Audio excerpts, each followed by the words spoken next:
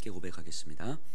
전능하사 천지를 만드신 하나님 아버지를 내가 믿사오며 그 외아들 우리 주 예수 그리스도를 믿사오니 이는 성령으로 잉태하사 동정녀 마리아에게 나시고 본디오 빌라도에게 고난을 받으사 십자가에 못 박혀 죽으시고 장사한 지 사흘 만에 죽은 자 가운데서 다시 살아나시며 하늘에 오르사 전능하신 하나님 우편에 앉아 계시다가 저리로서 산 자와 죽은 자를 심판하러 오시리라. 성령을 믿사오며 거룩한 공예와 성도가 서로 교통하는 것과 죄를 사하여 주시는 것과 몸이 다시 사는 것과 영원히 사는 것을 믿사옵나이다. 아멘. 오늘 성자 하나님에 대한 고백 세 번째인데요, 본디오 빌라도에게 고난을 받으사부터 시작을 하는데, 이 고백이 이렇게 네 개로 좀 진행이 됩니다. 본디오 빌라도에게 고난을 받으사 십자가에 못 박혀 죽으시고 장사하셨습니다. 여기까지가 첫 번째 고백이고요. 그리고 두 번째가 사흘 만에 죽은 자 가운데서 다시 살아나셨습니다. 이게 두 번째 고백이고요. 하늘에 오르사 전능하신 하나님의 우편에 앉아 계십니다. 이게 세 번째 고백이고, 저리로서 산 자와 죽은 자를 심판하러 오시리라. 이게 네 번째 고백입니다. 그래서 잡히시고 고난 받으시고 죽으시고 장사되시고 까지가 첫 번째 예수님의 고난과 죽음. 그리고 그럼 죽으신 이후에 어떻게 되셨는가? 3일 만에 다시 살아나셨습니다. 부활, 죽은 자들 가운데 살아나셨습니다. 그리고 하늘에 올라가셔서 하나님 우편에 앉아 계십니다. 그리고 다시 오실 것입니다. 죽으심과 고난과 죽으심과 장사되심과 부활하심, 승천하심, 재림, 이게 네 가지의 고백으로 지금 이루어져 있습니다. 본디오 빌라도에게 고난을 받으사, 잡히셔서 고난을 당하십니다. 이 고난을 받으사, 이거는 고통을 당하셨습니다, 이런 의미도 분명히 있습니다. 하지만 조금 더 넓은 의미에서는 예수님은 이 땅의 주인이시잖아요. 하나님이시거든요. 그러니까 본인의 뜻과 의지에 따라서 이 땅의 모든 것들을 간섭하시고 움직여 가시는 분이세요. 그런데 고난을 받으셨다, 이 말은 누군가로부터 영향을 받는 삶을 살게 되었다, 이런 의미예요. 누군가로부터 영향을 받는 삶을 살게 되는 거죠. 누군가에 의해서 살게 되는 거죠. 절대 그럴 수 없는 존재가 이 땅을 창조하신 하나님께서 이 피조 세계에서 피조물에 의해서 영향을 받는 위치에 살게 되셨다는 걸 의미하는 겁니다. 본디오 빌라도에게 고난을 받으셨습니다. 어떤 장면이 생각이 나냐면, 부활하신 예수님께서 베드로를 만나십니다. 그러면서 젊었을 때는 네가 스스로 띠뛰고 다녔거니와 이후로는 네가 원하지 않는 삶을 살게 될 것이다. 하나님을 향해서 두 팔을 벌려 다른 이들이 너를 붙들고 가는 삶을 살게 될 것이다, 이렇게 이야기를 합니다. 그러면서 요한복음은 이렇게 해석을 하죠. 베드로가 앞으로 어떻게 죽을 것인지를 예수님께서 말씀하신 것이라. 어떻게 죽을 것인지를요, 예수님의 말씀을 전하다가 십자가의 처형을 당하실 것을 예언하면서 말씀하신 것이다, 이렇게 이야기합니다. 이것을 다른 사람들에 의해서 살게 되는 삶이라고 이야기를 하는 거예요. 근데 엄밀하게 말하면요, 이 베드로의 입장을 보면 젊었을 때는 내가 스스로 띠띠우고 다녔거니와 내가 원하는 삶을 살았거니와 이후로는 다른 이들이 끌고 가는 삶을 살게 될 것이다. 이제까지는 내가 원하는 삶 살았지만 앞으로는 영향을 받는 삶을 살 것이다, 이런 얘기인데, 엄밀하게 보면 내가 젊었을 때 내가 원하는 삶을 살았거니와 라고 말하지만 이것은 정말 내가 원하는 삶을 산 것이 아니라 이 세상의 질서에 내 생각이 맞춰진 거죠. 이 세상의 질서에 내 생각이 맞춰져 있기 때문에 내가 스스로 원하는 것처럼 살아갔지만 실제로는 세상의 질서에 영향을 받으면서 살아가는 거죠. 이해되시겠죠? 내가 원하는 대로 살아가는 것이지만 실제로는 세상이 원하는 방식을 살아간 거죠. 세상의 영향을 받고 살아간 거죠. 이해되시죠? 하지만 이후로는 하나님의 말씀이 나에게 들어와서 그 말씀에 순종하는 방식으로 살게 되다 보니까 진짜 내가 원하는 방식으로 살지 못하게 되는 거죠. 그러니까 세상이 원하는 방식의 세상의 영향을 받고 살아가는 삶에서 하나님의 말씀의 영향을 받고 살아가는 삶으로 바뀐 거죠. 바뀐 거예요. 그러니까 내 안에 내 영혼이 바뀌고 내 마음과 내 생각이 바뀌는 거예요. 그러니까 똑같이 영향을 받고 살아가는데 누구의 영향을 받느냐의 문제였던 거죠. 세상의 영향을 받으면서 살아갔던 베드로에서 하나님의 말씀의 영향을 받고 살아가는 거죠. 우리가 이렇게 일상을 살아가는데 어제도 수요 오전 예배 드리다가 이렇게 나눔하면서 이제 그런 얘기가 잠깐 나왔었는데, 그냥 이제까지 그냥 무난하게 크게 무리 없이 살아가는 삶이었던 것 같은데, 뭔가 내가 말씀 앞에 서려고 하니까 무난하게 보였던, 아무 문제 없어 보였던 그 상황이 문제였더라 라는 게 이제 우리 안에 들어오게 되는 거 아니겠습니까? 이런 게 신앙이죠. 말씀 없이 살아갔을 때는 전혀 문제 없이 살아갔던 삶인데, 말씀이 들어오고 나서 내 삶을 보니까 이게 사실은 문제 없이 살아갔던 삶이 아니고 내가 말씀 없이 살아갔던 삶이었던 거죠. 근데 말씀이 들어오니까 이제 말씀 없이 살아갔던 내 삶이 사실은 문제 있었던 삶이라는 게 이제 들어오는 거죠. 우리의 모습, 본디오 빌라도에게 고난을 받으사라고 하는 그 예수님의 모습을 보면서 누군가의 영향을 받을 수밖에 없는 자리로 내려가셨는데, 어찌 보면 예수님은 세상의 권세의 영향을 받는 자리로 스스로 비천한 자리로 내려가신 것이지만, 예수님은 자기 스스로 자신을 내어 던진 거 아닙니까? 아버지 하나님께서 나에게 원하시는 방식으로 나를 내어 던지신 거죠. 이 고백을 보면서 베드로의 모습을 떠올리면서 이것을 고백하는 그리스도인들의 모습은 이제까지 똑같이 세상의 영향을 받고 살아갔던 그 삶에서, 하지만 그것이 내가 원하는 방식이라고 생각했던 그 삶에서 하나님의 말씀이 들어와 예수님의 방식을 쫓아 살아갔을 때는 진짜 내가 원하는 방식이 아닌 하나님이 원하는 방식의 삶으로 나를 내어주게 되는 삶으로 가게 되는 그 모습들을 이제 보게 되는 것 같아요. 그것을 고백하게 되는 것 같아요. 그렇기 때문에 실제로 고난받는 그 자리에, 그래서 이것을 고백하고 있는 그리스도인들이 고난받는 그 자리에 예수 그리스도의 말씀을 붙들고 살아가는 그 삶에서 경험되는 그 고난받는 그 자리에서 때로는 눈물을 흘리고 때로는 마음이 무너지고 때로는 정말 언제라도 예수님을 배교할 준비를 하고 살아가는 그 삶의 모습 가운데서 어느 순간 이 모습을 떠올리는 거죠. 자발적으로 자신을 비천한 모습으로 내어 던지고 세상의 권세의 영향을 받는 자리로 내려가셨던 그 주님, 그러니까 지금 내가 마음이 무너지고 내 눈물이 마를 날이 없는 이 삶의 현장 속에서 이미 나보다 먼저 와 계셔서 나보다 먼저 눈물 흘리시고 나보다 먼저 마음이 찢어지시고 나보다 먼저 마음이 무너지셨던 그 주님을 바라보게 되는 거죠. 그러니까 본디오 빌라도에게 고난을 받으신 그 주님께서는 이미 내가 고난받는 이 자리에 이미 함께 계심이 믿어지기 때문에 내가 고난받는 이 자리는 주님 안에서 고난받는 것이구나 라는 것이 내 마음속에서 이제 고백이 되는 거죠. 주님 안에서 내가 사자굴에 들어가는 것이구나, 주님 안에서 이 창칼 앞에 내가 서는 것이구나 라는 것이 고백이 되는 거죠. 본디오 빌라도에게 고난을 받으시고 라고 하는 모습을 고백을 하게 되면서 오늘을 살아가는 우리도 마찬가지 아닙니까? 말씀이 우리에게 들어오면 정말로 내가 원하는 방식의 삶이 안 된다는 것이 이제는 경험되는 거죠. 그러다 보니까 마음이 때로는 무너지잖아요. 때로는 언제 내가 정말 그냥 이런 삶을 계속 살아야 될 것인가, 아니면 남들 살아가는 방식을 보면서 그냥 적당히 저렇게 살아가도 될 텐데 라고 하는 생각을 하게 되는 거죠. 그러면서 마음이 힘든 거예요. 지쳐요. 근데 어느 순간 이 마음의 지침이 주님 안에서 지치는 거구나, 주님 안에서 내가 힘에 겨운 거구나, 주님 안에서 내가 이렇게 갈등하는 거구나 라고 내 영혼의 믿음이 들어오게 되면 어느 순간 내 마음이 지치는 것도 견딜 만한 거죠. 내 눈에서 눈물이 흐르는 것도 견딜 만한 거죠. 그리고 나서 고백을 하게 됩니다. 십자가에 못 박히시고 죽으시고 장사되시고. 예수님께서 십자가에 못 박히는 장면들을 아마 우리 성도들은, 이 당시의 성도들은 계속해서 생각했을 거예요. 계속해서 떠올렸을 거예요.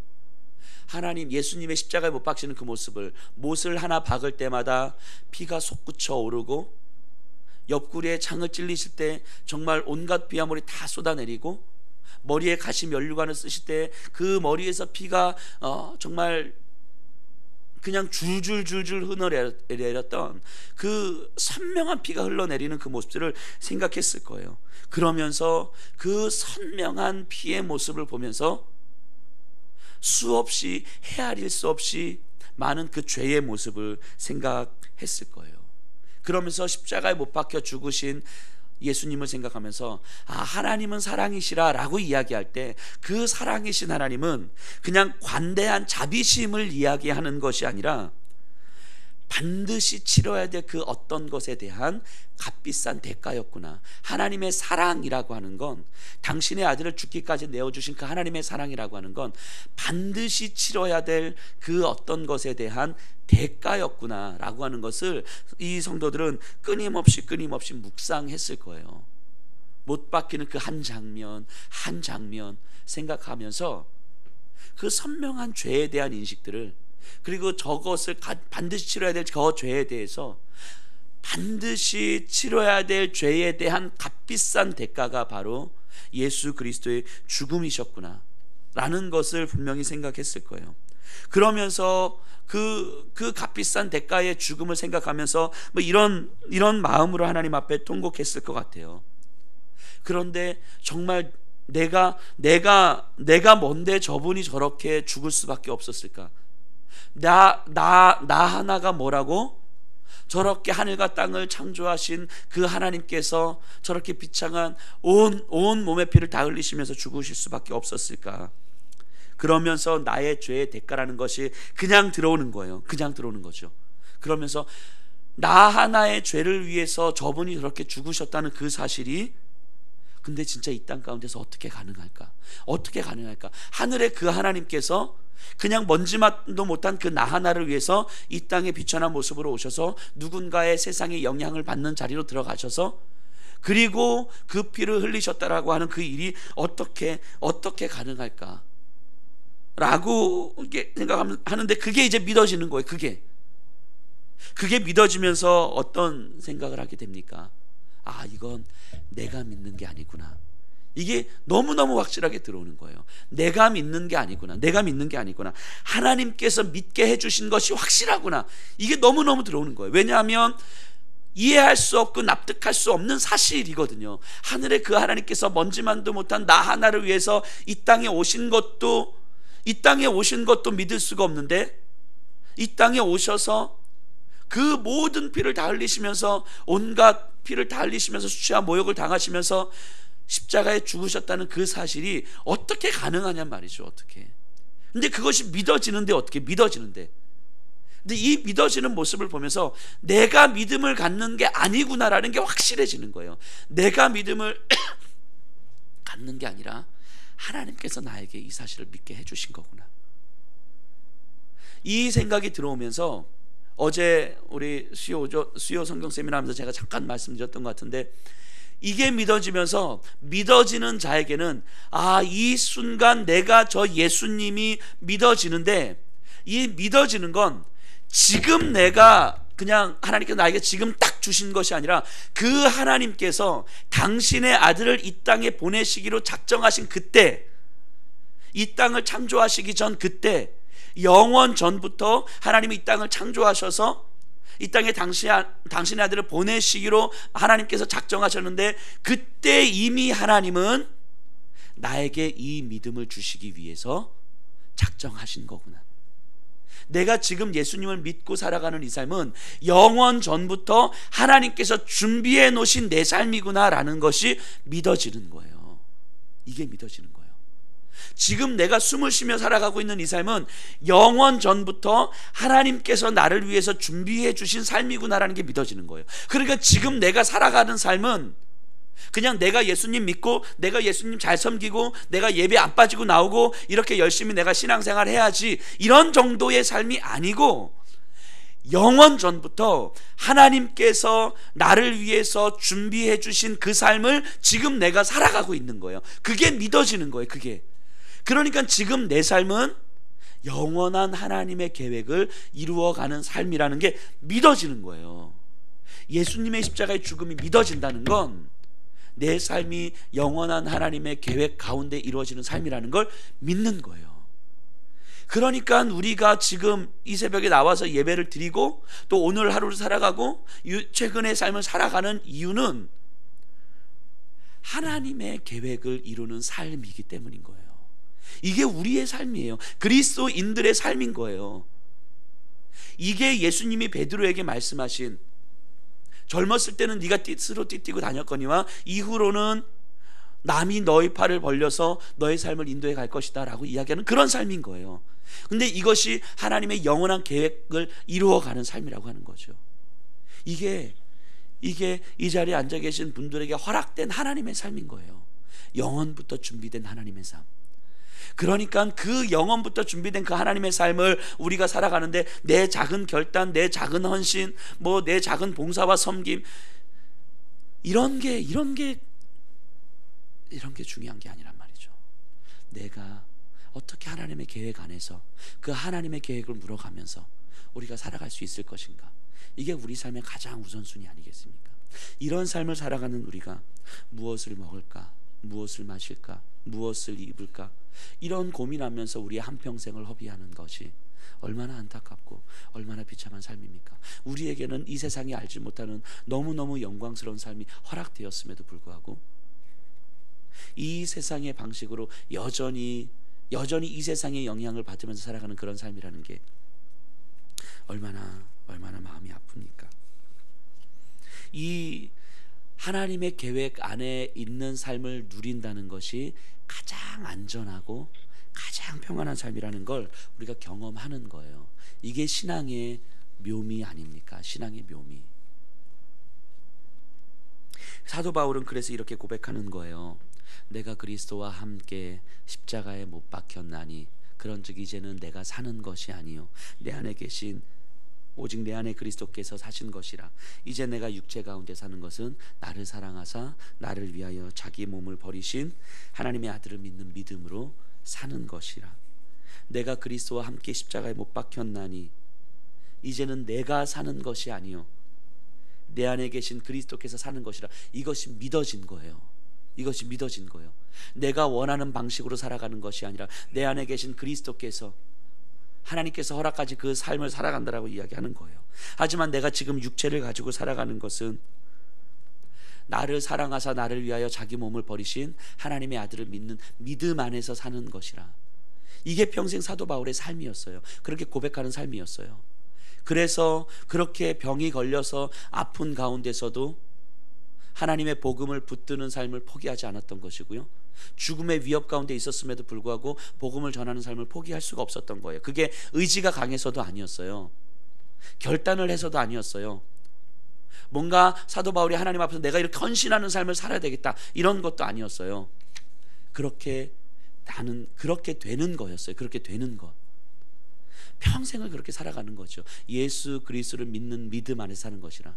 그래서 그 삶의 마지막 즈음에 사도 바울이 분명히 죽음이 뻔한 그 길을 알면서도 그 길을 향해서 걸어가면서도 너무너무 기쁨과 너무너무 큰 평안과 안전을 가지고 이렇게 고백하지 않습니까?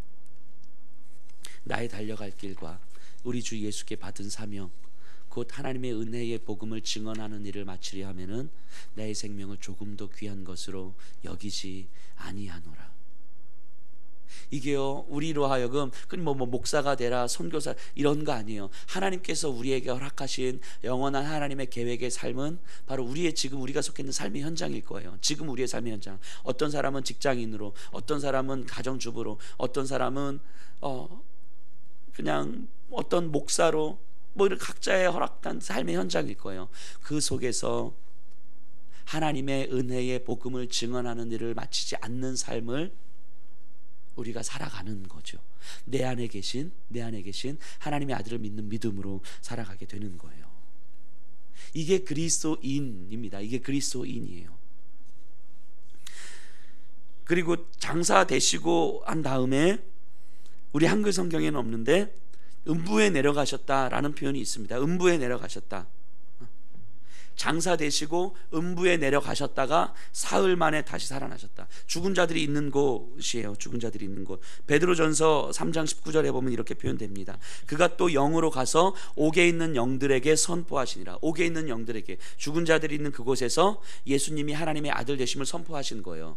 그러니까 하나님은 하늘 위에, 땅 위에, 땅 아래에 있는 모든 존재들에게 예수가 그리스도 되셨음을 선포하신 거죠. 예수님께서 권세를 끼치지 못할 곳은 단 한 곳도 없다라는 것을 성경은 분명하게 이야기합니다. 그러니까 음부에 내려가셔서 죽은 자들이 있는 그곳에서도 예수님은 본인이 하나님의 아들이시며 이 시대의 그리스도라는 것을 선포하신 거예요. 그래서 베드로전서 4장 6절에 이를 위하여 죽은 자들에게도 복음이 전파되었으니 이는 육체로는 사람처럼 심판을 받으나 영으로는 하나님을 따라 살게 하려 함이라. 죽은 자들에게도 하나님 예수 그리스도의 복음이 선포되었다라고 이야기를 합니다. 그리고 음부에 내려가셨다가 사흘 만에 다시 죽은 자 가운데 살아나시고 하늘에 오르사 하나님의 우편에 앉아 계셨다라고 이야기를 합니다. 하늘로 올라가셔서 하나님 우편에 앉아 계셨다. 하나님 우편이라는 말은 다스림, 통치라는 걸 의미합니다. 그럼 지금도 여전히 예수님은 하늘로 올라가셨지만 하늘에서 우리를 지금 다스리고 통치하고 계신다는 거예요. 그리고 하나님께 우리의 위대한 중보적 역할을 감당하고 있는 거죠. 사실 우리의 기도라고 하는 건 정말 보잘것없는 기도예요. 우리의 한마디 기도하는 거, 우리가 아무리 간절하게 기도한다 한들 이것이 하나님의 보좌를 움직입니까? 절대 그렇지 않죠.